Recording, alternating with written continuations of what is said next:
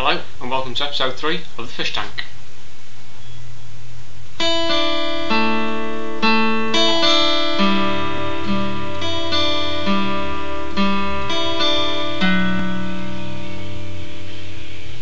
That was Speed of Sound by Coldplay. So I'd do a bit of an introduction on the guitar perhaps. Well, why not? Something new, something different. So, I hope you enjoyed last week's Fish Tank and the previous ones if you've only just seen it. And at the end of last week's show, I did request that people sent in chat-up lines, and I got no responses. So, oh well. However, to compensate, I got one piece of mail today, and I'll read it out. I'm not sure what's in it. It's not even addressed to me. It's addressed to a Mr. N. Mandela, 2 South Africa Road, South Africa. So I'm not sure how it slipped into my possession, but oh well, here it is.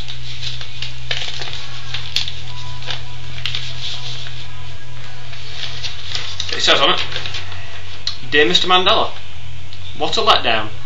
That statue of you in Trafalgar Square doesn't look anything like you." And that's from Mrs. Jane Partridge. So, not sure why I got that. Yeah. Anyone knows in Trafalgar Square, it's not Nelson Mandela. You know? It's Lord Horatio Admiral Nelson, the man with, just the one arm. By the way, I am also currently wearing the England One Day shirt, and that is because I must apologise to the England cricket team after I on last week's show suggested that they were going to lose the 2 finals that they played in. They didn't, they won, so I must apologise.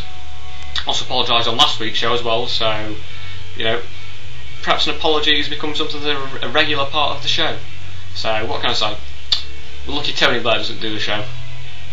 It's the Fish Tank without Tony Blair. There will be an apology, if I've got something to apologise for, which does sound a bit like Tony Blair, but never mind. So anyway, I'm a year older than I was last time with the Fish Tank. I'm now 19 years old. On Saturday it was my birthday. Very good day, went out for a meal. When I went out for the meal, I was just sat there. I ordered a steak. The waiter came out, and it was like this, carrying my meal like that with his thumb on top of my steak. I said to him, "What are you doing, mate? You got your thumb on top of my steak." He goes, "Yeah, no, I don't want to drop it on the floor again, do I?" So, what's that going to say about the place that you work for? Waiters, they should be a bit better nowadays, but poor standards, I'd say. I'm not happy with that kind of service. I complained a little bit, but other than that, it was a very enjoyable day, so I liked it quite a lot. And also, I got back into Sheffield because I went home for pretty much the week. I went home on Wednesday and I missed my train. Can you believe it? Not good. I was stood there in the station at the ticket machine, and there was a queue at the ticket machine, queue at the ticket office, so I couldn't get a ticket in time, and just saw the train just come past. Gutted, absolutely ridiculous. It's a Virgin train, that's all we'd expect from Virgin. It's just an absolute joke company, really, isn't it? Richard Branson is nothing. He's not very clever, is he? Let's face it. He owns a train company and a plane company that can fly all around the world, and he travels around the world in an hot air balloon. So come on, sort yourself out. It's only a bit of banter, Richard, but you can do better than that.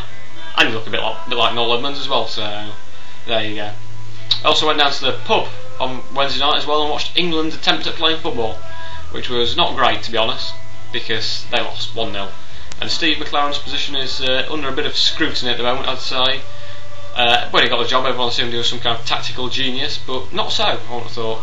He was there in the World Cup handing bits of paper to Sven-Göran Eriksson, which, they could have been tactics, they could have been Theo Walcott's homework, you never know. He could have been marking that. But whichever way, he's not doing a good job at the moment. Too many friendlies, and Terry Venables has said that perhaps the time could be used more efficiently. So I'm not sure what he means by that. Obviously, get football players and don't get them to play a match, just have a training session perhaps, because they might win the training session. But whichever way, it's not looking good for England football team at the moment, but I'm sure they'll qualify for the Euro 2008, and if not, then all the England players will have a nice long holiday. So anyway, it comes to that time of the show where I must read out the headline. So it's the headline is from the South Wales Evening Post, and it says, "Council decide to make safe danger spots." So I'm not sure what they're going to do there. How are they going to make safe a danger spot? Although, well, perhaps it is from Wales, so perhaps it's lost in translation. Perhaps, if I say it as, "Council decide to make safe danger spots. No, I don't think I actually changed it. No, it still sounds a bit strange. Whichever way. That's Wales for, or South Wales. You know, North Wales might be a bit different. You never know. And also the commentary, or it's not commentary, it's a post-match interview this time from Jerry Francis, I think the former QPR manager. Anyway, he says, "What I said to them at half-time will be unprintable on the radio." Of course it's unprintable on the radio, unless it's the manufacturer's name, which would be printed on a radio, because, you know, you want to display the manufacturers of the radio and perhaps the model. But other than that, you're not going to print anything else on a radio.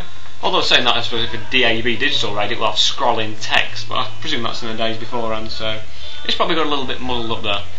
So that is the end of today's show. Hopefully I've kept it to slightly less than last time, which is always the plan.